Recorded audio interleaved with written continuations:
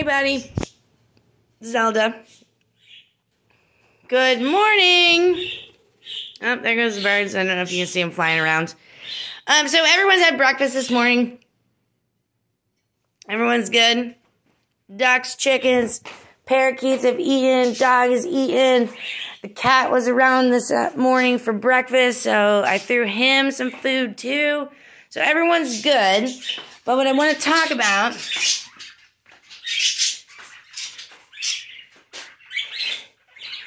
is, despite how cool and cute they are, is not the parakeets.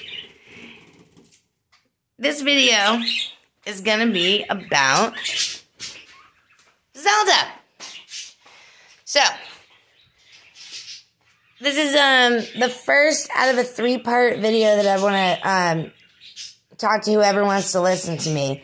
And there's 3 top things that I think, in my personal opinion, that are really cool and they work out really good, that I will always teach all of my dogs. And if it works for you, then that's really cool too. I highly recommend it in my experience.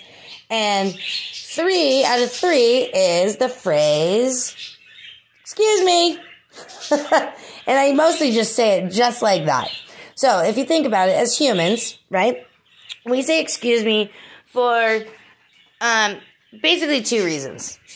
One reason we say excuse me is if we're trying to get someone's attention because they're having poor manners. So if you think about it, pre-COVID, I guess, if you're in the grocery store, right, and you're trying to get down an aisle and somebody has their cart parked and they also are kind of looking at whatever spice they want to get, and basically the cart's in the way, they're in the way, they're totally distracted, and you're not being rude, but all you're saying is, "Hey, excuse me," and then 99.9% of the time, they're going to say, "Oh, I'm sorry," and they're either going to move their cart or they're going to shuffle themselves out of the way, because what that means is, basically, without them even knowing it, they weren't trying to, but they were practicing poor manners because they were being rude.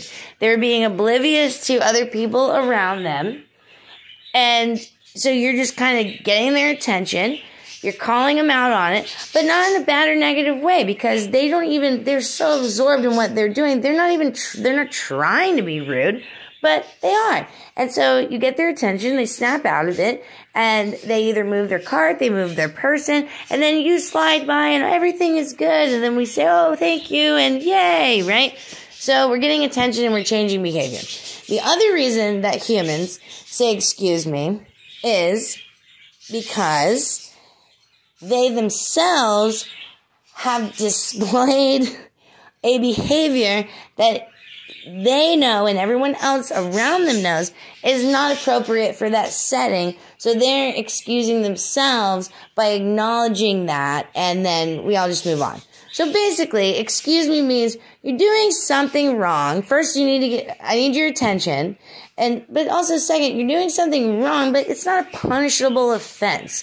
You just got carried away in something, or you just, unexpectedly, went too far on accident, or whatever it is. It's not punishable, but that's not okay to keep going. If I was going down in let's say a Walmart, right? Because we're animal owners and that's where we shop. I wish we could afford Target and Publix, but we can't. We can't beat Walmart, and that's a whole other topic for another day. But anyways, if I was walking down the aisle in Walmart and there was somebody blocking with their car, they're, lose track trying to figure out what spaghetti sauce, they're just taking up the whole lane. I'm trying to get by, and I say, "Excuse me," and they literally look at me, and then they choose not to change their behavior. Well, that is just effing rude. And most of the time, that doesn't happen, right? Because it's just manners. They just got carried away. They weren't trying to block you.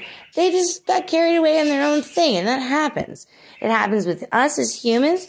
It happens with animals, and it most definitely happens with dogs. So the best example I can give you is when, and I'm not trying to set her up to fail, but I just want to give you a demo of how awesome this is. Hey, Zelda, here.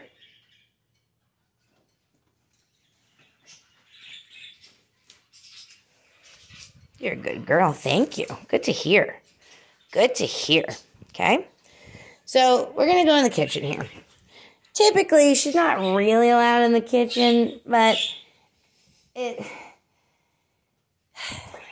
not a punishable thing. She's not allowed in the kitchen, but at the same time, she just knows it's pretty much best for her to stay out of the kitchen. So, you see, I'm backing up. I'm in the corner of our small little kitchen, and she's just kind of chilling on the outside because she's a really, really good dog.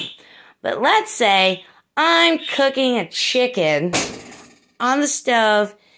Her nose gets overwhelmed. She really knows she really probably shouldn't be in the kitchen, but then at the same time, she just gets carried away. And she winds up in the kitchen. Next thing you know, I'm trying to move. I'm trying to, take the hot chicken off the stove. She's under my feet. Hey, Zelda, come here. And, thank you. That's a good girl. And, so I just want to tell her basically, like, you're not doing the right behavior. You need to get out of the way, right? So, excuse me is one of my favorite terms that I've taught this dog. Because what that means is that all it means is that I need to get your attention and then we need to change the behavior. And I'm not giving her a directive, right? When I say that, I'm not giving her a command. I'm not giving her an order. I am giving her an out, basically, right? And then she'll catch it herself. She'll recognize it. And then 99% of the time, just like those people who are blocking the aisle because they got carried away with themselves, they're not trying to purposely be rude. They just got carried away. And so then you kind of just bring them back in check. And that, to me, is the equivalent of the dog version of excuse me. So, oh, here's a great example. So we got some pizza up here with some pizza sauce. She corrected herself. She just put her face in my hand. She knows exactly where her boundaries are. So, no, she's going to smell on the stove. Excuse me. Excuse me. So I'm just going to say that. There's no punishment involved. There's nothing. She just knows that she wasn't doing the correct behavior that I needed her to do at that time. So, Zelda, come here. I'm going to give her a second. Here. Thank you. Thank you. Here, sit. Oh, you're such a good one. Thank you so much for sitting. So, I don't think I could have probably gotten a better example. Like I said, I'm not trying to set this dog up, right? She knows where her boundaries lie. I did call her in the kitchen, but then also she knows even if she is allowed in the kitchen, which I just called her in right now, she knows she's not supposed to put her face on the stove or on the counters no matter what is up there. So what I'm going to do is I'm going to give her these awesome things that I made. Okay, so these are, she loves ice cubes. And so when we had Thanksgiving, I had a turkey, and I took all the bones, I boiled the bones down, and I made bone broth, I froze them. So what's better than ice cubes for a dog? Turkey cubes! So she loves them, and she's such a good dog. Now, I don't want her to snatch this out of my hand. She sees it. She's waiting. See, she knows her manners. She knows what she's supposed to be doing. But sometimes we just get carried away. Right? And all that means is, excuse me, it just means it snaps them back. Attention, change behavior. That's it. And 99% of the time, just like those people who are blocking you in the aisle at the grocery store, once you get their attention, they realize, oh crap, my behavior is not real cool right now. So they'll change it themselves. They're not mad at you because you called them out. They're literally correcting their own behavior. So that's what we try to do with the dog. So she sees this turkey cube in my hand. She knows that I didn't even give her a command for this, so she doesn't have to do what she's doing, but she knows the behavior, she knows the manners. But what I am going to ask her to do, Zelda, I'm going to get her attention by saying her name, which I did. Then I'm going to say, easy. And she's going to take this really slow. She's not going to snatch it. Easy, easy, easy. Good girl. Good too. Easy. Good girl. And she's going to eat the turkey cube. Like I said, it's not that she's not allowed in the kitchen, but there's a lot of things in the kitchen that that are just really tempting that she knows she's not allowed to do. So it's easier for me just to keep her out of the kitchen. So she ate the cube. She got it. She's licking my hands because there's a little bit left. Now, I'm not going to tell her to get out. She just left anyways. She knows what I'm doing. Here's a good example. So, I don't like her looking out this window because she gets... See, she's such a good dog. I can't even, at this point, even give you a good example. She knows she's not really supposed to be looking out that window very much because she'll get very obsessive with it, right? So, when she does that, that is when I will take the opportunity to, I'm not punishing her, but I'm getting her attention and I am distracting her and she's going to just do a different behavior. I'm not commanding what behavior she needs to do, but I'm getting her attention and then having her choose a different behavior because whatever she's doing is not, as far as manners are concerned, it's really not okay, right? Not punishable. It's not too out of line. It's not something that she absolutely should never, ever do. It's not punishable. It's not dangerous. It's not anything like that. But that's where we use excuse me, and that's why I love this phrase, because basically if you use this term correctly, your dog will start correcting themselves. And you also can eliminate no. I hate saying no. I very, very, very rarely say the term no. And see, I just said it. No. She doesn't even flinch. Because she knows when I actually really say no, she knows it's serious, serious business. So, let's see if we can get a good example of excuse me. Alright, let's say hi to the birds. Okay, so this is a cool thing that I just noticed. The birds just found some golf tees. We don't golf. I have no idea where they even found these at. Excuse my other table because I was doing some projects on this. They're in here. I don't even know where they got those. So she's looking out the window here. And like I said, I don't mind if she looks out the window.